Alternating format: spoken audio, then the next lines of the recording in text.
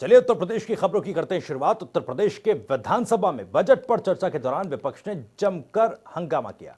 वहीं इस दौरान विपक्ष ने राज्यपाल आनंदीबेन पटेल के अभिभाषण को देरी से पढ़े जाने का सवाल उठा दिया। विपक्ष ने कहा कि राज्यपाल ने अभिभाषण 7 मिनट की देरी से क्यों शुरू किया। वहीं सरकार पर सवाल उठाते हुए कहा कि इतनी बड़ी महामारी आई, ऐसा नहीं है कि पहली बार कोई महामारी आई हो, प्लेग भी आया था, लेकिन इस संकट के दौरान सरकार ने किसी विपक्षी नेता से चर्चा तक करना ठीक नहीं समझा, कोई सर्वदलीय बैठक नहीं बुलाई।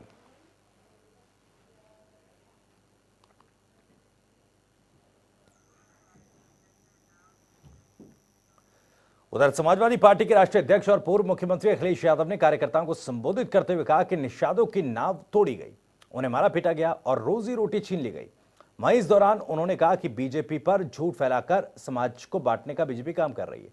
साथ ही कहा कि सपा नफरत की दीवार को तोड़ेगी और समाज के सभी वर्गों को साथ लेकर चलेगी। वहीं बीजेपी नेता लालजी प्रसाद निर्मल ने अखिलेश यादव के बयान पर पलटवार करते हुए कहा कि अखिलेश यादव को समाजवाद से कोई मतलब नहीं, उनको समाजवाद की परिभाषा का अर्थ नहीं पता। वहीं उन्होंने कहा कि अखिलेश यादव दलित विरोधी हैं।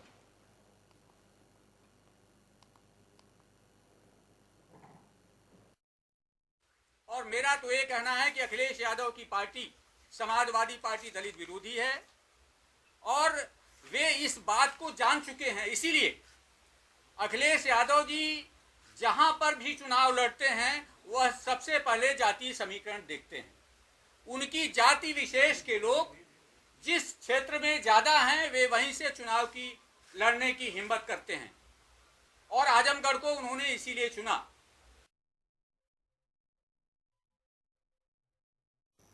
आगामी विधानसभा चुनाव 2022 के लिए उत्तर प्रदेश में अपनी जमीन मजबूत करने के लिए कांग्रेस पार्टी जुटी है। पश्चिमी उत्तर प्रदेश में प्रियंका लगातार सभाएं और महापंचायतें कर रही हैं। मथुरा में आज प्रियंका गांधी किसानों के बीच पहुंची। इस दौरान उन्होंने पालीखेड़ा मैदान में किसान महापंचायत को संबोधित किया। वहीं से पहले रास्ते में मौजूद कार्यकर्ताओं और किसानों ने उनका जोरदार स्वागत किया और प्रियंका गांधी ने सभी का हाथ जोड़कर अभिवादन भी किया।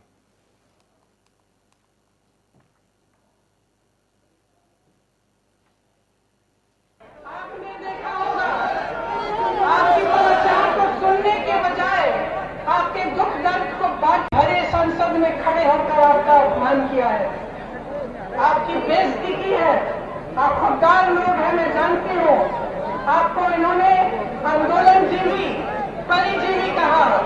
इनके मंत्रियों ने तरह तरह के नाम बुलाए, आपको देशद्रोही बोला, आपको आतंकवादी बोला। बहुत समर्पण से आपने अपने खरबपति मित्रों को खूब मजबूत बनाया है, लेकिन ये देश देख रहा है। ये सब कुछ बेच देने वाली सरकार को ये देश देख रहा है और आज इस देश की आवाज इसके खिलाफ उठ रही है। जब पेट्रोल डीजल के महंगे दाम इन्होंने दाम बढ़ाए तो भी इन्होंने कांग्रेस को दोषी ठहराया, कहा कि हमें इसलिए बढ़ाने पड़ रहे हैं क्योंकि इन्होंने पहले नहीं बढ़ाया।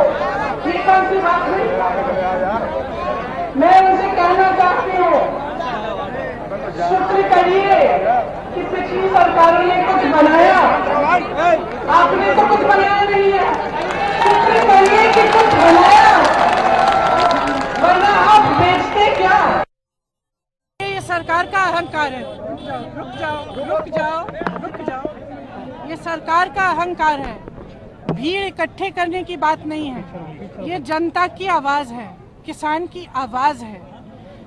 सरकार का, नेताओं का, प्रधानमंत्री जी का कर्तव्य है कि वो इन जनता की आवाज सुने, उनकी समस्याओं को सुलझाने की कोशिश करें।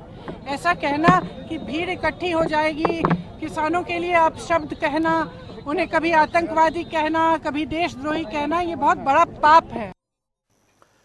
तो वहीं उत्तर प्रदेश में निषाद समुदाय को साधने के लिए कांग्रेस महासचिव प्रियंका गांधी ने ट्वीट करते हुए आर्थिक मदद का ऐलान किया। एक ग्राफिक्स के जरिए दिखाते हैं।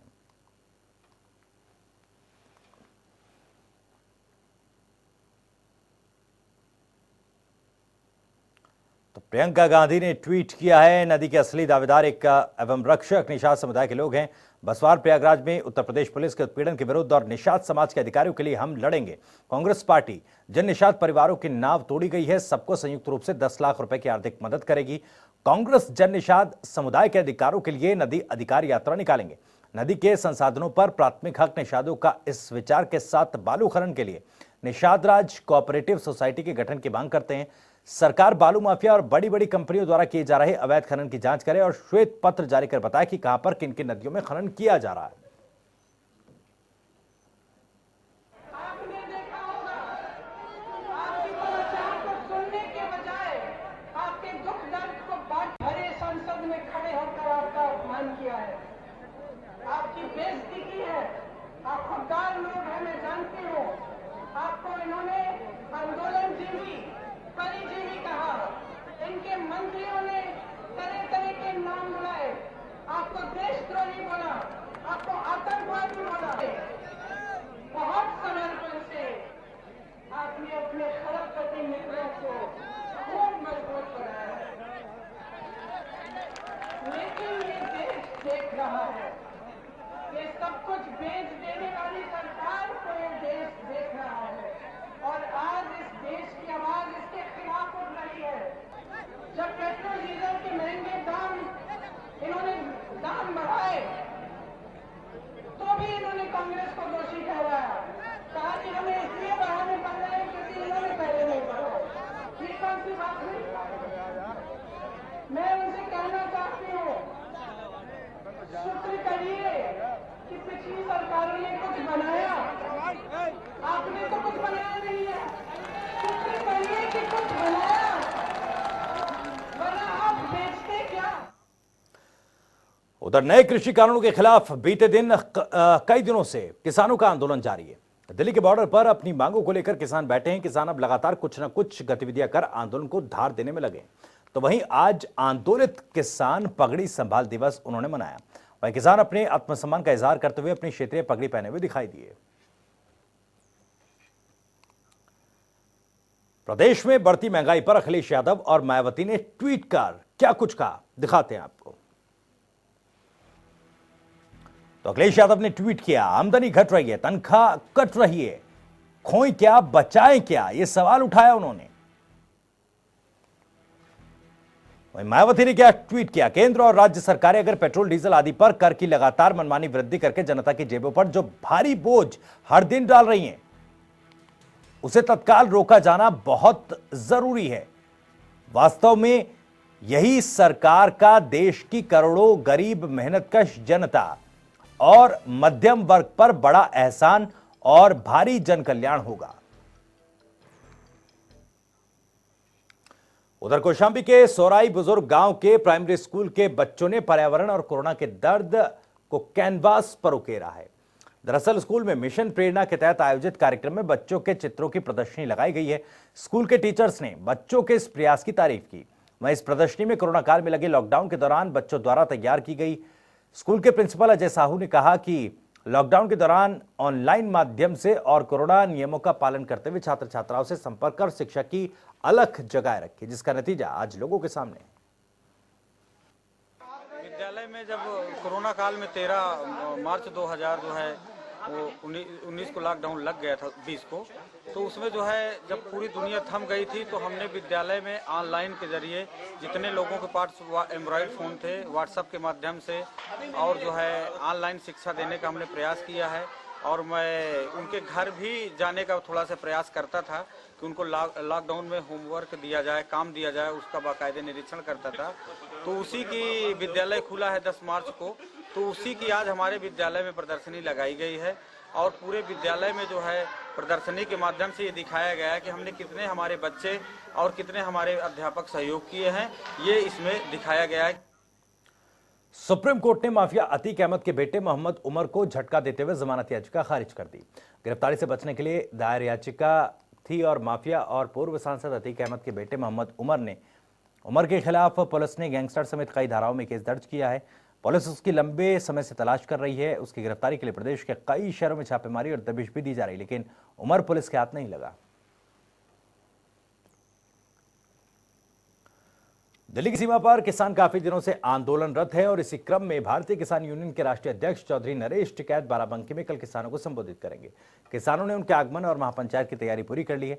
किसान नेताओं ने बताया कि वे प्रशासन से अनुमति नहीं ले रहे हैं। अगर अमित शाह बंगाल में ममता बनर्जी से अनुमति ले रहे हो तो वो भी अनुमति लेंगे। बता दें कि विकासखंड हरक के चौराहों पर कल किसानों की महापंचायत आयोजित है। मुद्दा तो एक है, कल जो 24 तारीख की यहाँ बाराबंकी हरक में पंचायत है, 3 काले कानून जिसको लेकर पूरे देश में आंदोलन चल रहा है, उसी परिप्रेक्ष्य में कल किसान यूनियन के राष्ट्रीय अध्यक्ष चौधरी नरेश टिकैत जी आ रहे हैं। कल यहाँ लगभग 12 बजे पंचायत स्थल पर पहुँचेंगे, रात वो लखनऊ आ जाएंगे। 3 जो काले कानून भारत सरकार लाई है उसके विरोध में वो वापस हों, एमएसपी को कानूनी दर्जा दिया जाए। उधर बिजनौर शुगर मिल में गन्ना लेकर जा रहे किसानों को अज्ञात बदमाशों ने पुरानी रंजिश के चलते गोली मारकर मौत के घाट उतार दिया। वहीं सूचना मिलते ही पुलिस विभाग में हड़कंप मच गया। घटना की सूचना पर पुलिस ने शव को कब्जे में लेकर पोस्टमार्टम के लिए भेज दिया। वहीं परिजनों ने अपने रिश्तेदारों पर हत्या करने का आरोप लगाया। पुलिस ने एक अभियुक्त को गिरफ्तार कर पूछताछ शुरू कर दी। फिलहाल मामले की गहनता से जांच पड़ताल शुरू कर दी है। बिजनौर शहर में चामुंडा रोड पर जाटान निवासी अशोक कुमार सैनी, जो लगभग 46 से 48 वर्ष के थे, रात में लगभग 11 बजे आ रहे थे। किसी ने उनकी गोली मार करके हत्या कर दी। प्रथम सूचना उनके नौकर छत्रपाल ने दिया, फिर उनके पुत्र वगैरह आए। उन्होंने जो एफआईआर दिया बेटे की ससुराल की तरफ से एवं उनके छोटे भाई अशोक कुमार के छोटे भाई पर पूर्व में मुकदमेबाजी, विवाद, जमीन को लेकर के विवाद, झगड़े के घटना का मोटिव दिखा। दोनों लोगों को हिरासत में ले लिया गया है, पूछताछ की जा रही है। जौनपुर के मडियाहू कोतवाली थाना क्षेत्र में उस वक्त भीषण हादसा हो गया जब बालू से लदे ट्रक ने सामने से आ रही गाड़ी को बचाने के चलते वो अनियंत्रित होकर पलट गया। वहीं चपेट में आने से 3 लोग गंभीर रूप से घायल हो गए, जबकि 2 की दर्दनाक मौत हो गई। वहीं घायलों को वाराणसी ट्रॉमा सेंटर में इलाज उनका चल रहा है, जबकि शवों को कब्जे में लेकर पोस्टमार्टम के लिए भेज दिया गया। अगली खबर एटा बागवाला थाना क्षेत्र से है, जहां कई दिनों से लापता और व्यक्ति का जैकेट और आधार कार्ड मिलने से क्षेत्र में हड़कंप मच गया। पीड़ित परिवार का रो रो कर बुरा हाल है। वहीं आक्रोशित परिजनों और ग्रामीणों ने अपहरण कर हत्या की आशंका जताई और एटा अलीगंज रोड को जाम कर दिया। वहीं मौके पर पहुंचकर एसडीएम और सीओ ने कड़ी मशक्कत के बाद परिजनों को समझाया और जाम खुलवाया। 5 तारीख को सौदा में आए थे जी सक पर, उन्होंने 5-6 बजे तक फोन किया था कि हम अभी आ रहे हैं। 6 बजे के बाद फिर फोन नहीं लगा तो जब हो गया। कितने दिन हो गए इस बात को? इस अब 5 तारीख से आज 23 तारीख हो गई, 19 दिन हो गए इस बात को। पुलिस ने क्या कार्रवाई की इसमें? पुलिस ने कहा कि गमशुदा में रिपोर्ट लिखवाओ। हम रात के 12 बजे गए थे, उसी दिन तो एस साहब ने कहा गुमशुदा में लिखवा दो, गुमशुदा में लिखवा दी। दूसरे दिन गए, हमारी एफआईआर नहीं लिखी। नगर में हो रही लगातार चोरी से एक और जहां जनता परेशान है, तो वहीं पुलिस कप्तान के प्रयास से लगातार चोरों का शिकंजा कसा जा रहा है। इसी कड़ी में जालौन के पटेल नगर उरई में हुई करोड़ों की चोरी का पुलिस ने सर्विलांस और एसओजी टीम की मदद से लूट का खुलासा किया। वहीं पुलिस ने खुलासा करते हुए 4 आरोपियों को गिरफ्तार किया, जबकि आरोपियों के कब्जे से सोना और चांदी समेत कार बरामद की गई। शाहजहांपुर में छात्रा संदिग्ध परिस्थितियों में जली पाई गई। वहीं छात्रा के इस हालात में पाए जाने पर इलाके में हड़कंप मच गया। रिपोर्ट देखिए। उत्तर प्रदेश के जनपद शाहजहांपुर के थाना तिलहर क्षेत्र के नगरिया मोड़ चौकी के पास शाम करीब 6 बजे संदिग्ध परिस्थितियों में एक छात्रा जली हुई मिली। पुलिस ने उसे मेडिकल कॉलेज लाकर भर्ती कराया, जहां उसका इलाज शुरू किया गया। छात्रा के पास मोबाइल है, लेकिन वो किसी से कुछ भी नहीं बता पा रही। उसे किसने जलाया और वो शहर के कॉलेज से 10 किलोमीटर दूर नगरिया मोड़ कैसे पहुंच गई, इस बारे में भी अभी तक कोई जानकारी नहीं है। फिलहाल पुलिस अधीक्षक का कहना है कि जलालाबाद क्षेत्र की रहने वाली छात्रा को उसका पिता शहर के कॉलेज में छोड़ जाते थे और 3:30 बजे लेने आते थे। शाम को अभी सूचना मिली थी लगभग 6:30 बजे के आसपास कि एक महिला जिसकी उम्र लगभग 25 वर्ष है, वो थाना तिलहर क्षेत्र अंतर्गत नगरिया मोड़ के पास आधी जली हुई अवस्था में खड़ी है। इस सूचना पे तत्काल थाना तिलहर से फोर्स गई और उसको एम्बुलेंस में ले जाकर अस्पताल में उसका इलाज कराने के लिए तुरंत उसकी व्यवस्था की गई और साथ में उनके नाम पता बताने पर उनके परिवार वालों से संपर्क करके उनको भी बुलवा लिया गया है। और उस महिला से, जिसकी उम्र लगभग 25 वर्ष बताई जा रही है और यहाँ एक कॉलेज की छात्रा है, खोजबीन करने के बाद भी छात्रा का कुछ पता नहीं चला। मेडिकल कॉलेज में छात्रा के भर्ती होने के बाद इसकी सूचना पिता को मिली और उसने पूरे घटनाक्रम की एक तहरीर दी। पुलिस अधीक्षक का कहना है कि मामले की जांच की जा रही है, लेकिन सवाल ये उठता है, एसएस कॉलेज में पढ़ने वाली एक छात्रा आखिर 10 किलोमीटर दूर सड़क के किनारे कैसे पहुंच गई और उसे किसने जलाया। जनता टीवी के लिए शाहजहांपुर से राजीव कुमार शुक्ला की रिपोर्ट। ट्रिपल तलाक पर कानून भले ही बन गया हो, लेकिन दहेज के लिए बेटियां तलाक का शिकार होने से नहीं बच रही। ताजा मामला अमेठी के जगदीशपुर थाना क्षेत्र से सामने आया, जहां दहेज की मांग पूरी नहीं होने पर एक पति ने पत्नी को फोन पर 3 तलाक दे दिया। वहीं पीड़िता ने पुलिस पर कार्रवाई नहीं करने का आरोप लगाया। पीड़िता ने बताया कि कोर्ट से जगदीशपुर थाने के वारिसगंज चौकी में कुर्की का वारंट आया, लेकिन पुलिस ने ससुराल में कागज नहीं भेजा। वहीं इस मामले में एएसपी दयाराम सरोज ने तहरीर पर मुकदमा दर्ज कर कार्रवाई के आदेश दिए। थाना जगदीशपुर का मामला है। परवीन बानो ने अपने पति के खिलाफ 3 तलाक का एक मुकदमा जगदीशपुर थाने में लिखाया हुआ है। उसका कहना है कि उसका मुकदमा न्यायालय में चल रहा था और कल दिनांक 21/2/2021 को 4 बजे के आसपास उसने उन्हें 3 तलाक दे दिया है। उसकी इस तहरीर पर मुकदमा पंजीकृत कर लिया गया है और पुलिस इसमें छानबीन कर रही है और कार्रवाई कर रही है। बिजनौर में गृह क्लेश के चलते एक व्यक्ति ने तमंचे से गोली मारकर आत्महत्या कर ली। गोली लगने से व्यक्ति की मौके पर ही मौत हो गई। वहीं सूचना मिलते ही पहुंची पुलिस ने मृतक के शव को सील कर पोस्टमार्टम के लिए भेज दिया, जबकि आत्महत्या के कारणों की जांच की जा रही है। बता दें कि पूरा मामला चांदपुर थाना क्षेत्र के अलीपुर गांव का है। चांदपुर में गावड़ी गांव में एक व्यक्ति ने, जिसकी उम्र लगभग 35-36 वर्ष थी, उसने रात में सुसाइड किया लगभग 9:30-10 बजे के बीच। लेकिन पुलिस की सूचना उसके परिजनों द्वारा लगभग 2:45 बजे दी गई।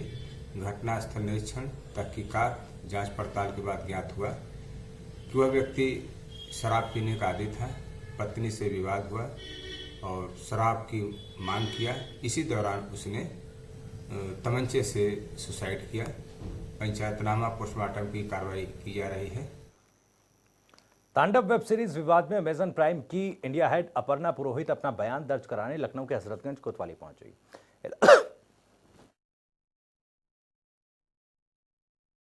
हाईकोर्ट की सिंगल बेंच के जज दिनेश कुमार सिंह ने पुरोहित को बयान दर्ज कराने के लिए आदेश दिया था। पुलिस ने 100 सवालों की सूची तैयार की। हाईकोर्ट के न्यायाधीश ने आदेश देते हुए कहा कि मामले में दर्ज मुकदमे में जो भी विवेचना में साक्ष्य और बयान मांगे जा रहे हैं उसमें सहयोग करें।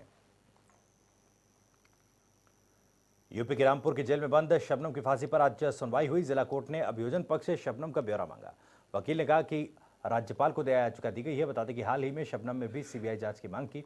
शबनम ने अप्रैल 2008 की रात को अमरोहा जिले के बवानीखेड़ा गांव में अपने प्रेमी सलीम के साथ मिलकर अपने परिवार के साथ सदस्यों की हत्या कर दी थी। शबनम जुलाई 2019 से रामपुर जेल में बंद है। इस बात में इसलिए तिथि निर्धारित थी कि इनके द्वारा कोई दया याचिका या कोई अपील किसी न्यायिक स्तर पर या प्रशासनिक स्तर पर लंबित तो नहीं है। तो इसी बीच पता चला है कि इन्होंने एक पुनः दया याचिका माननीय राज्यपाल महोदय को भिजवाई है, जो माननीय राज्यपाल महोदय के द्वारा राष्ट्रपति को जाएगी। ये रिपोर्ट हमसे मांगी गई थी। इतना इसमें अभी तक है कि उन्होंने पुनः दया याचिका दाखिल की है। तो शबनम की दास्तान इस जुर्म हम आपको बता दें। शबनम ने 14 अप्रैल 2008 की रात को प्रेमी सलीम के साथ मिलकर हत्याएं की। परिवार वालों को मंजूर नहीं था शबनम और सलीम का रिश्ता। सलीम के बच्चों की मां बनने वाली थी शबनम। सलीम के साथ मिलकर परिवार को खत्म करने की साजिश शबनम ने रची थी। खाने में नशे की गोलियां देकर कुल्हाड़ी से 7 लोगों का गला काट दिया था। शबनम के कॉल डिटेल से हुआ था गुनाह का खुलासा।